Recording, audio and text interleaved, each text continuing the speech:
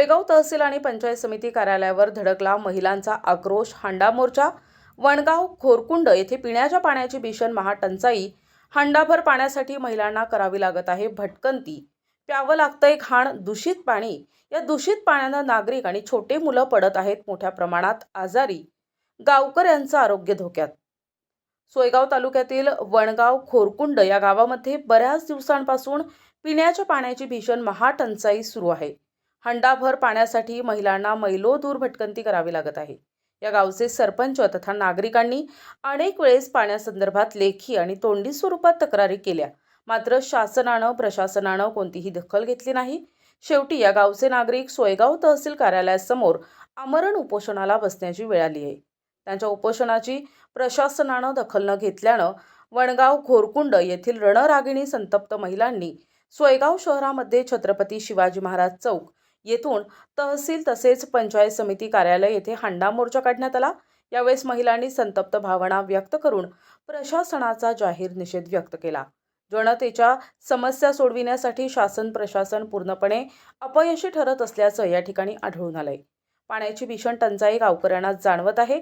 त्यात भटकंती करून जे पाणी आणलं जातंय ते पाणी पिण्यायोग्य नसून नाईलाजानं दूषित पाणी प्यावं लागतंय आणि त्या दूषित पाण्यानं गावामध्ये रोगराई पसरत आहे.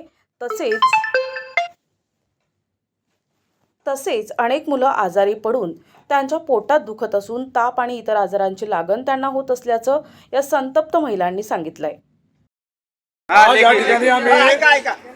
नायब तहसीलदार देशमुख साहेब यांना भेटलो आणि त्यांना विनंती केली की साहेब, हा जो वणगाव घोरकुंडचा जो प्रश्न आहे हा अत्यंत गंभीर आहे आणि जी योजना 40 वर्षापासून चालू होती ती योजना अचानक या 15-1 दिवसात कशी काय बंद पडली, याच्यामध्ये काय राजकारण आहे? आम्हाला तर असं वाटतंय की बीडीओ तहसीलदार याच्यामध्ये राजकारण करतोय.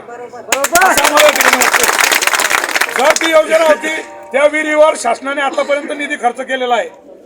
विहीर बांधकामासाठी सुद्धा शासनानं निधी खर्च केलेला आहे. ती एमबी ज्यावेळेस बनली, इंजिनियरने ते ज्यावेळेस ते बिल पास केलं त्यावेळेस ती विहीर ग्रामपंचायतची म्हणून नोंद केलेली आहे. हे सर्व पुरावे असताना सुद्धा आणि समोरचे शेतकरी जर म्हणतोय ही माझी विहीर आहे तर त्यानं विहीर सांगावं की त्याची विहीर सातबाऱ्यावर नाहीये. आणि आता नवीन कायदा आहे. दूषित पाणी आल्यामुळे आमचे सगळे मुलं बाळ आजारी पडत आहेत. 2 महिने झाले आम्ही एकूण तिकून पाणी आणतोय. सगळे मुलांचे पोट आणि ते दुखत होते. किती दिवसापासून आम्हाला त्रास आहे त्यांचा पाण्याचा. 1-2 दिवस झाले चालू करते, 2 महिने झाले आता बंदची डायरेक्ट. किती दिवसाचा प्रयत्न करतोय आम्ही, आम्हाला कोणीच पाण्याचा न्याय देत नाहीये. आज आम्ही शेवट सगळे कामं सोडून इथे आलो. सकाळचं आम्ही येले, आमचं कोणी कानावर धरत नाहीये. 4 दिवस झाले आमच्या घरचे माणसं ते सगळे इथे यायले उपोषणाला बसलेले. 4 दिवस झाले उपोषणाला बसलेले, ते त्यांचं कोणीच कानावर धरत नाहीये. शेवट आम्हाला हा निर्णय घेणं पडला इथे येऊन. प्रतिनिधी जब्बार तडवी, सोयगाव, छत्रपती संभाजीनगर.